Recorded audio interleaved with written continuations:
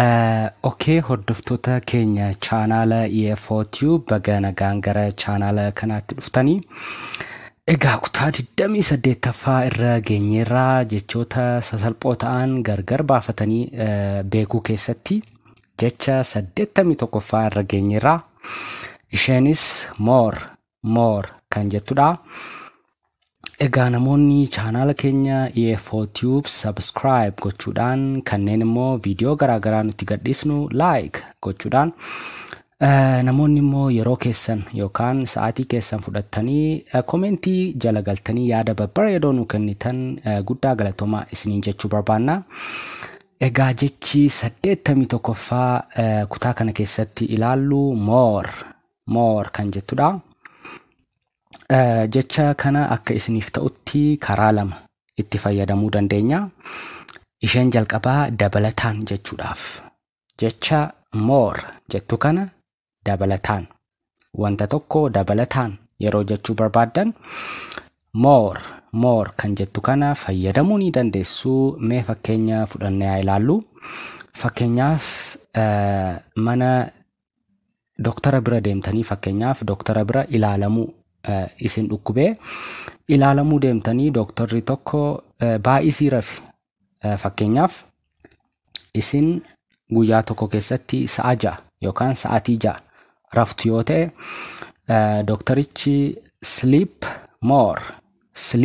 more yoo isiniin jedhe baay'isii rafi akka jechuuti dabalataan itti dabalii rafi akka jechuu isaati. Fakkeenyaaf isin sa'a 6 raftu yoo ta'e guyyaa tokkotti haga sa'a 8tti rafi akka jechuuti itti dabaliiti. Sa'a 2 fakkeenyaaf sa'a 6 raftu yoo ta'e sa'a 2 yoo itti dabaltan sa'a 8 ta'a. Sleep jechuun rafuudha. Doktorichi sleep more yoo isiniin jedhe jechi more jettu kun as keessatti dabalataan yookaan itti dabaliiti akka jechuuti. Sa'a 6 raftu yoo ta'e sa'a 8 yookaan sa'a 9 rafaa akka jechuuti jechuudha. Egaa jechi more jettu kun dabalataan waan jiru irratti dabali kan jiru irratti dabali akka jechuuti. Sa'a 6 raftu yoo ta'e sa'a 6 rafuun keessan kana dura waan isin gootanidha. Itti dabala yeroo jedhu immoo sa'a 2 yoo dabaltan sa'a 8 ta'a jechuudha. Sa'a 6 irraa sa'a 8tti hirriba keessan guddifattanii jirtu. Kanaaf dabaluu yookaan dabalataan jechuudhaaf. Sleep more dabalii rafi yookaan baay'ee rafi akka jechuuti. Fakkeenyaaf take more nyaata otoo nyaachaa jirtanii fakkeenyaaf namni tokko yookaan keessummeessituun itti dabaladhu dura fakkeenyaaf nyaata haga takka fudhattaniitu ta'uu danda'a. Nyaata haga takka fudhattanii osoo nyaachaa jirtanii keessummeessituun yookaan namni tokko take more yoo isiniin jedhe kan isin fudhattan irratti dabaladhu yookaan dabaladhaa akka jechuudha. Kanaaf take more yeroo jettan more kan jettu kun kan jiru irratti wanti tokko dabalamu haga tokko yeroo dabaltan jechuuti. Nyaata haga kana fudhattanii nyaachaa jirtu yoo ta'e haga kana dabaladhu isin jechuu ni danda'a namni suni yaadni isaa akka isinii galuuf. Egaa jechi more jettu kun waan jiru tokko irratti haga tokko dabaluu akka jechuuti. Fakkeenyaaf hiriyaan keessan tokko bilbila isin qabdan isin harkaa fuudhee fayyadamaa jira haa jennu. Hiriyaan keessan bilbila keessan fuudhee fayyadameera galatoomi jedhee yoo isiniif deebise isin immoo maal jechuu dandeessu? Use more kana jechuun immoo itti dabaliitii fayyadami yookaan fakkeenyaaf guyyaa tokko qofa fayyadamee isinii deebise ta'uu danda'a bilbila sana. Isin immoo guyyaa 2 fa'aa itti fayyadami guyyaa 3 itti fayyadami yoo jechuu barbaaddan use more baay'isii fayyadami yookaan itti dabalii fayyadami akka jechuu keessaniiti. Egaa yaadni isaa jecha more jettu kana yeroo fayyadamtan wanta tokko irratti wanta tokko ida'uu akka jechuuti. Dabali sa'a 6 ture sa'a 8 ta'e nyaata haga tokko fudhattanii nyaata sanarratti immoo haga tokko dabalattanii bilbila keessan hiriyaan keessan guyyaa tokko fayyadame itti dabaliitii fayyadami guyyaa 2 yookaan guyyaa 3 fayyadami bilbila sana akka jechuudha. More Have more. Fakkeenyaaf isin mana bunaa deemtanii buna shinii takka dhugdaniitu ta'uu danda'a. Shinii takka dhugdaniitu ta'uu danda'a. Keessummeessituun buna dabaladhu yookaan lama godhadhu yoo jechuu barbaadde maal jetti? Have more. Have jechuun qabaachuudha. Dabalataan qabaadhu akka jechuuti yaadni isaa walumaa galatti. Dura buna tokko dhugdaniittu buna tokko ni qabdu. Buna sanarratti dabaladhu. Buna lammataa akka jechuuti. Kanaaf jecha more jettuu wanta jiru tokko irratti ka biraa yookaan wanta biraa dabalachuu akka jechuuti. Jecha isin ibsuu barbaaddan bakka kana buustanii more kan jedhu yoo itti dabaltan waan as jiru xiqqoo itti dabaluu akka jechuuti. Sleep more yoo jettan hirriba dabalataa rafi yookaan baay'isii rafi akka jechuuti.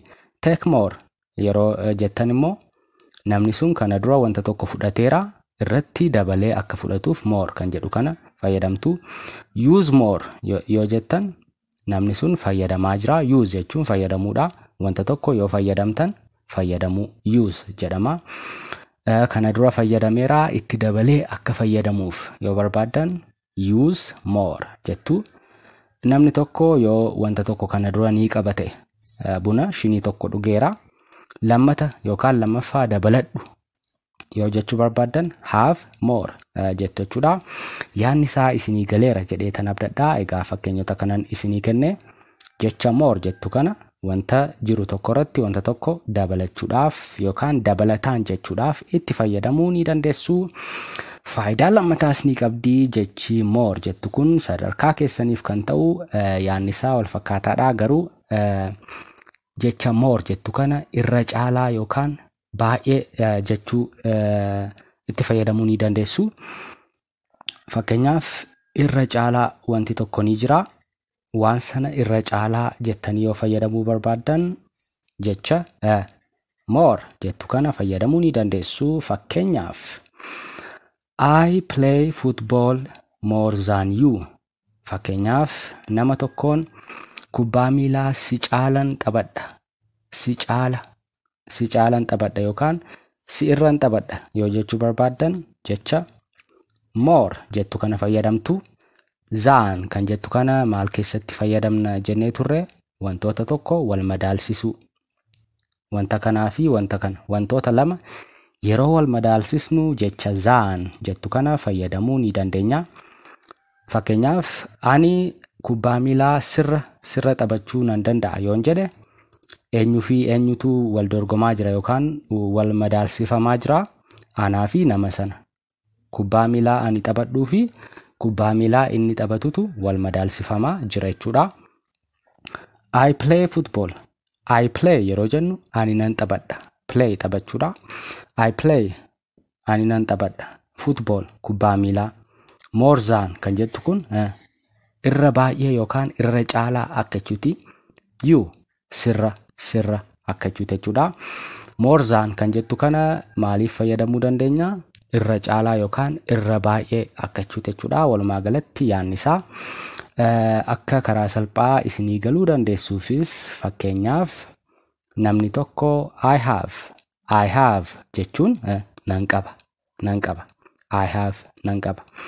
I have more brothers than you yoon jedhe fakkeenyaaf warreen kana as gashuudhaan I have more brothers than you yoon jedhe ani obboleessa si caalan qaba. Fakkeenyaaf hiriyaan keessan obboloota lama qaba yoo ta'e isin immoo obboloota afur qabdu yoo ta'e maal jechuu dandeessu? I have more brothers obboloota jechuudha. Brothers yeroo jennu than you yoo jettan ani sirra obboloota baay'een qaba. Irra caalaa akka jechuudha. More than kan jettu kana akkamitti fayyadamna? Wanti tokko wanta tokko caaluu isaa irra caalaa yookaan irra baay'ee jechuu yeroo barbaannu I have more jettanii wanta barbaadan sana as buustu. More than more brothers than you. Fakkeenyaaf I have more cars konkolaatota. Saasaan kun maal agarsiifti? Lakkoofsi isaa lamaa fi lamaa ol. Brother yeroo jennu obboleessadha. Brothers yeroo jennu obboloota. Car yeroo jennu konkolaataadha. Cars yeroo jennu saa kana yeroo itti daballu konkolaatota. Problem yeroo jennu rakkoodha. Problems yeroo jennu immoo rakkoon sun lamaa fi lamaa ol akka ta'e agarsiisa jechuudha. Kanaaf I have more cars than him yoo jenne ani konkolaataa isa caalan qaba akka jechuuti. Namni tokko konkolaataa 3 yoo qabaate isin immoo 5 yoo qabaattan I have more jettanii wanta isin irra qabdan konkolaataa qabdu. I have more cars than jettanii nama isin irra qabdan bakka kana buustu. Him isa. I have more problems than them yoo jettan them jechuun isaan akka jechuuti. Isaan irran rakkoo qaba akka jechuuti. Yaanni isaa fakkeenyaaf rakkoo baay'ee yoo isin qabdan jireenya keessatti rakkoo garaagaraatu jira. Isaan irra rakkoo baay'ee anatu qaba yeroo jettanii dubbachuu barbaaddan I have more irra baay'een qaba. Maal? Problems rakkoolee. Than jettanii them. Than jechuun wanta tokko irra akka jechuuti wal madaalsisuudhaaf. Rakkoo keessanii fi rakkoo isaanii wal bira qabsiisanii dubbachaa jirtu. Cars yeroo jettan immoo konkolaataa keessanii fi konkolaataa him konkolaataa isaa. Brothers yeroo jettan immoo obboloota keessanii fi obboloota nama isin itti dubbattanii you kan jettu jechuudha.